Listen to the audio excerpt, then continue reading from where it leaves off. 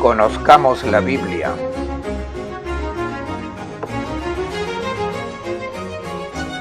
Con el Padre Claudio Doblio.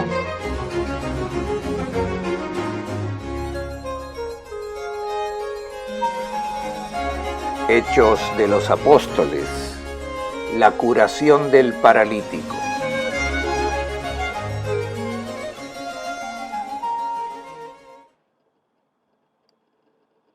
El día de Pentecostés, el Espíritu irrumpe en la casa donde se encontraban los apóstoles y la comunidad cristiana, abre las puertas y la iglesia sale iniciando la misión de anuncio.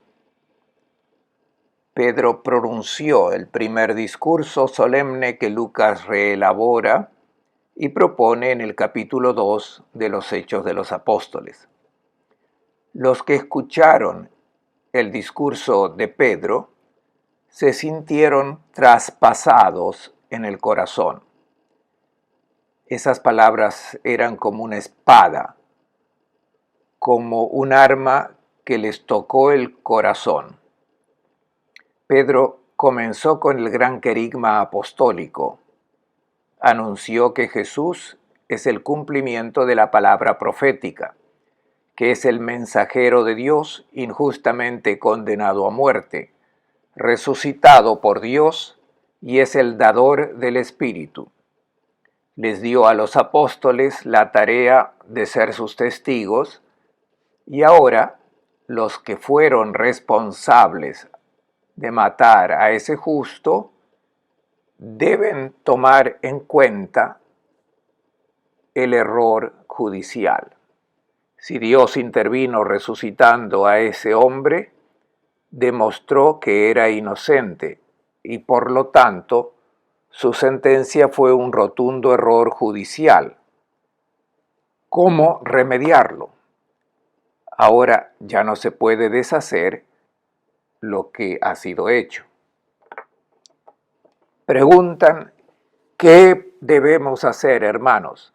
¿Cómo reparar ese daño?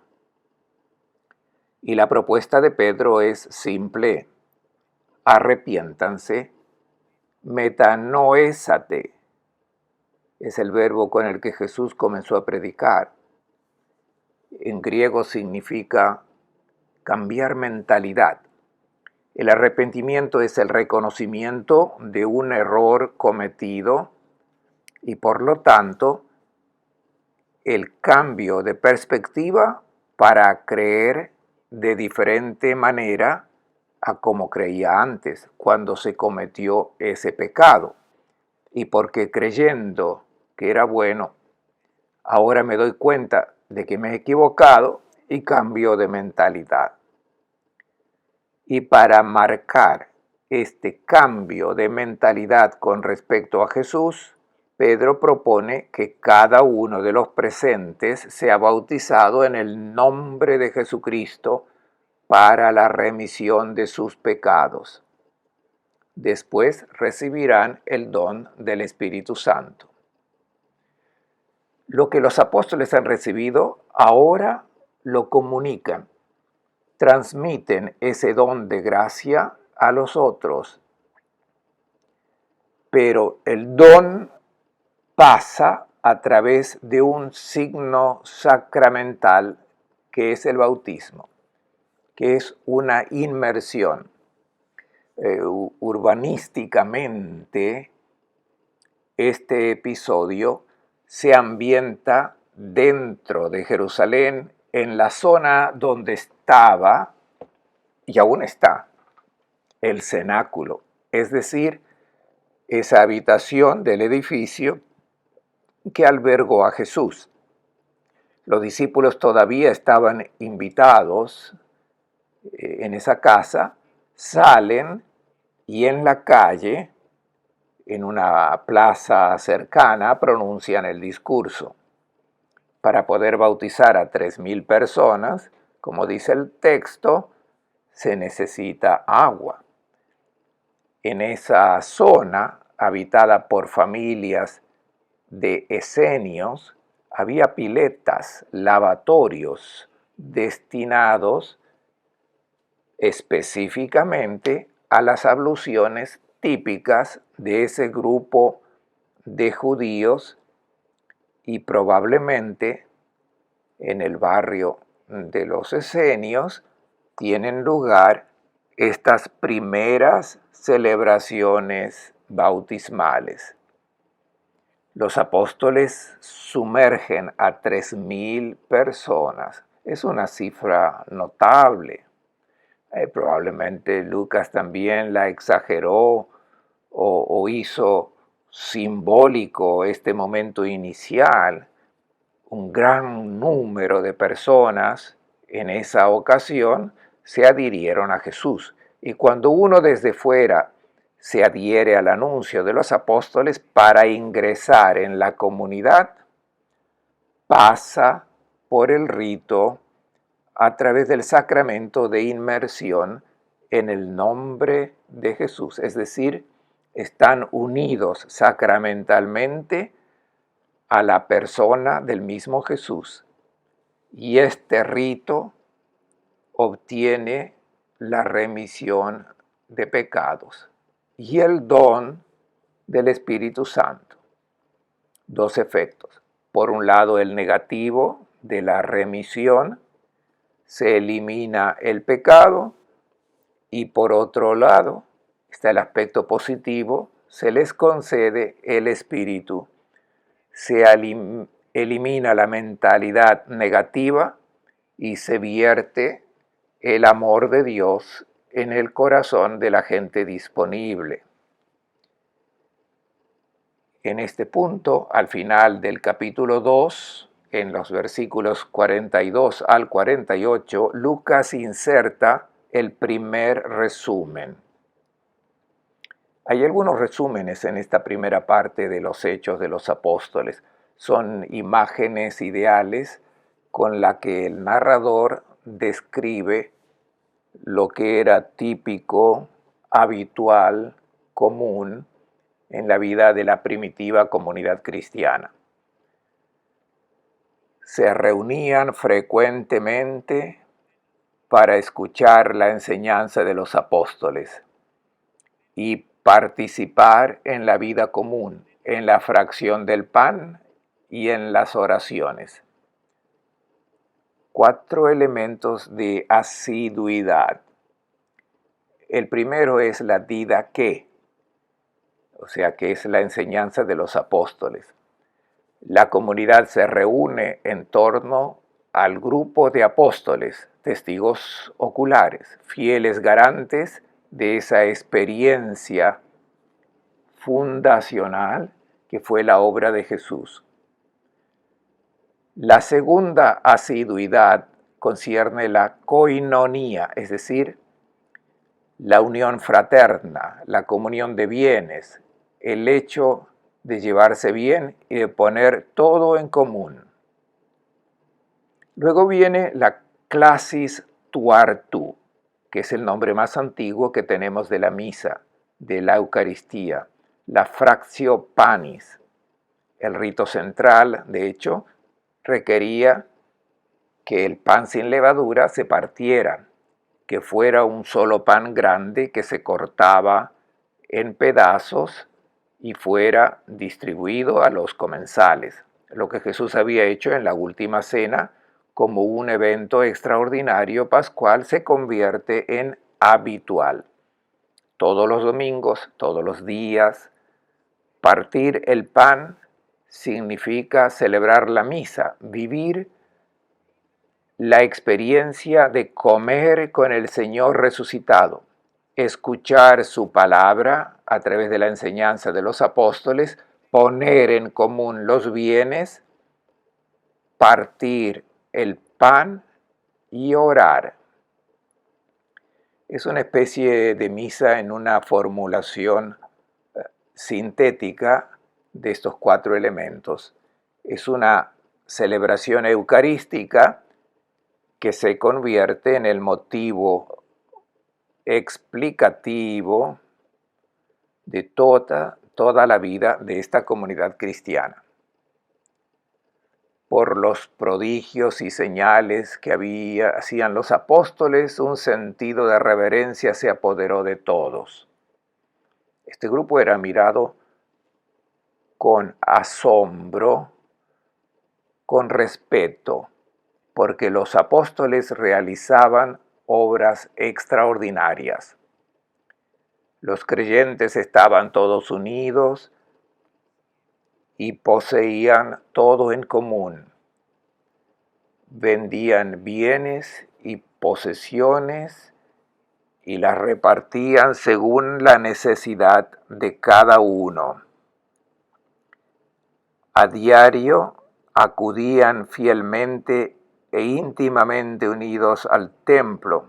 En sus casas partían el pan, compartían la comida con alegría y sencillez sincera. Alababan a Dios y todo el mundo los estimaba.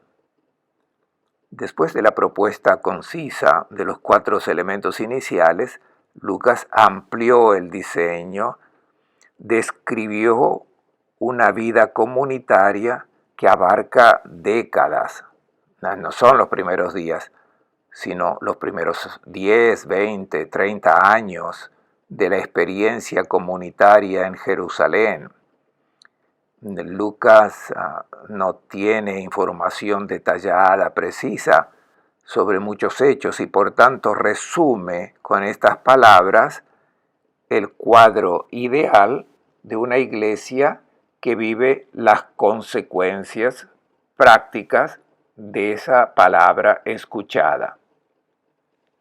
Mientras tanto, el Señor iba incorporando a la comunidad a cuantos se iban salvando. Es una comunidad en crecimiento.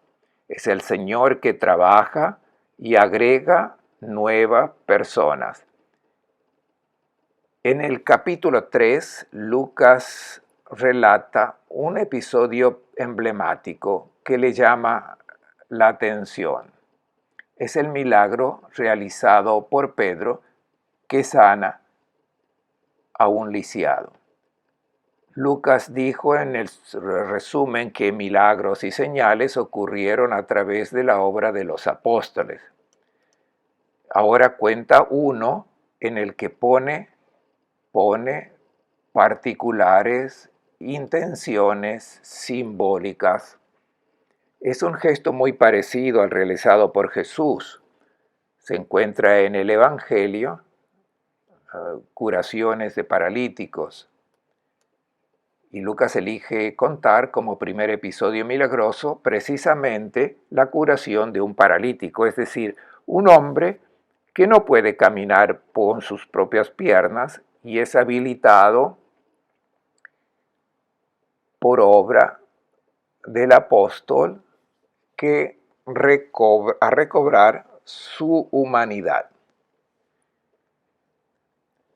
Pedro y Juan subían al templo para la oración de media tarde en un día.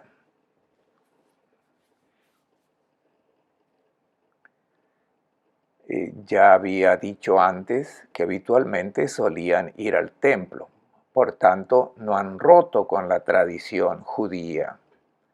Los apóstoles de Cristo siguen asistiendo al templo y van para momentos de oración, por ejemplo, la hora novena, que para nosotros son las 3 de la tarde. Es un momento típico de reunión para la oración. Pedro y Juan suben al templo, porque el templo está en la colina más alta de Jerusalén. Así que desde cualquier parte de la ciudad que uno se encuentre, tiene que subir para ir al templo. Un hombre paralítico de nacimiento solía ser transportado diariamente y colocado en la puerta del templo llamada La Hermosa. La puerta principal que daba a la explanada, daba acceso al atrio de las mujeres. Un hombre conocido por todos, paralítico de nacimiento, por tanto no es simplemente un accidente que le impide caminar, sino una enfermedad congénita y por lo tanto un detalle significativo. Es un hombre que nunca ha caminado, que nunca ha podido caminar y es un hombre que generalmente era llevado allí a una de las puertas principales del templo para pedir limosna. Por tanto, no son solo los habitantes de Jerusalén, sino los peregrinos los que estaban acostumbrados a encontrarse con ese personaje. Al ver entrar en el templo a Pedro y a Juan, les pidió limosna. Es lo que hacía con todos. Así también le pide un poco de limosna a estos dos. Pedro, acompañado de Juan, lo miró fijamente y le dijo: míranos. Se detiene, llama la atención, se encuentran con la mirada de hombre a hombre, se miran a los ojos. El lisiado simplemente espera recibir una limosna, tal vez un poco más consistente, ya que alguien le llamó su atención. Pero Pedro le dijo: no tengo ni oro ni plata, pero lo que tengo te lo doy. En nombre de Jesucristo el Nazareno, levántate y camina. Es una frase emblemática. Pedro no tiene un tesoro, no tiene dinero, oro o plata, y no tiene aportes para hacer en dinero. Pero tiene algo más, tiene el poder de Cristo. No es Él quien realiza el milagro. En nombre de Jesucristo Nazareno, camina. Jesús decía: yo te digo, levántate y camina. Joven, levántate, yo te lo digo. Pedro no. Pedro no tiene la autoridad para mandar. Pedro es un mediador, representa a Jesús. En el nombre de Jesús le da a ese hombre la posibilidad de caminar. Es un gesto milagroso, es una intervención terapéutico. Ese hombre nacido lisiado era incurable para la medicina de la época. Y Pedro obtiene en un instante que ese hombre adquiera habilidades humanas normales. Lo que tengo, te lo doy. Es la imagen sintética de la predicación apostólica. Pedro tiene a Jesucristo, tiene la fuerza del Espíritu y lo que recibió lo comunica. Y lo que comunica a través de los sacramentos del bautismo, de la Eucaristía, es una potencia terapéutica que cura, que hace que el hombre sea capaz de caminar con sus propias piernas. Y tomándolo de la mano derecha, lo levantó. Es una mediación simbólica. Pedro le da la mano a ese hombre, lo toma de la mano y lo levanta. Hay un contacto físico entre Pedro y el lisiado. Hay una transmisión de ese poder divino que obra en los discípulos de Jesús. De inmediato se le robustecieron los pies y los tobillos, se levantó de un salto, comenzó a caminar y entró con ellos en el templo, paseando, saltando y alabando a Dios. Imaginen la alegría de este hombre que nunca ha caminado en su vida, la alegría de poder poner los pies en el suelo y sentir que sus piernas lo sostienen. No solo camina, sino que comienza a saltar como un cervatillo y con la boca alaba a Dios, no a Pedro. Reconoce que es Dios quien realizó ese portento a través de Pedro. Toda la gente lo vio caminar y alabar a Dios y reconocer que era el que pedía limosna sentado en la puerta hermosa del templo, se llenaron de asombro y estupor ante lo sucedido. Con destreza, Lucas introduce un motivo para proponer otro discurso. El gesto milagroso realizado por Pedro causa estupor y asombro, y la gente pregunta, ¿qué pasó? ¿Cómo es posible si siempre lo hemos visto paralizado? Y no puede ser un truco porque lo habían visto durante años. ¿Qué le pasó a ese hombre? Frente a la pregunta de asombro, Pedro ofrece la respuesta, cumple una acción y luego propone una palabra. Notemos que el narrador siempre pone a Juan junto a Pedro, si bien es una presencia silenciosa. Pedro hace todo, pero siempre se lo recuerda junto a Juan. Pedro y Juan subieron al templo. Míranos. El lisiado, que ahora camina normalmente, está con Pedro y Juan. Y ellos pronuncian este discurso, que es un segundo discurso querigmático, es decir, que presenta el contenido de la predicación esencial de los apóstoles, como el que se hizo el día de Pentecostés. Así en este caso se sintetiza el mensaje central. Se presenta a Jesús, enviado por Dios, Cristo y Señor, resucitado de entre los muertos, capaz de darle al hombre la capacidad de caminar con sus propias piernas.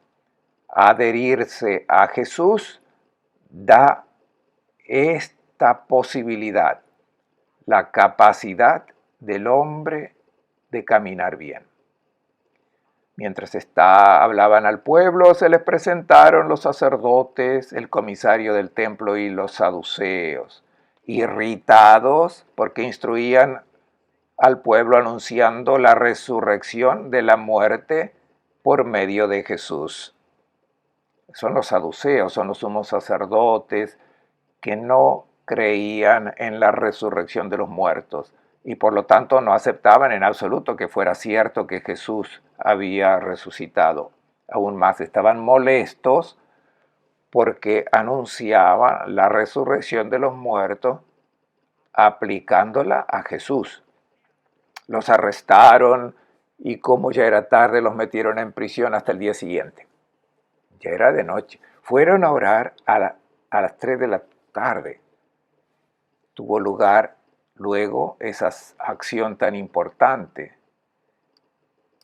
Fueron a orar, sanaron al lisiado y hubo un alboroto en el templo, por lo cual Pedro comenzó a hablar y a la noche llegan los jefes del templo, prenden a los apóstoles y los llevan a prisión. Al día siguiente se reunieron en Jerusalén los jefes, los ancianos y los letrados, los peces gordos del Sanedrín, reunidos en Jerusalén, los que pertenecían a la familia del sumo sacerdote.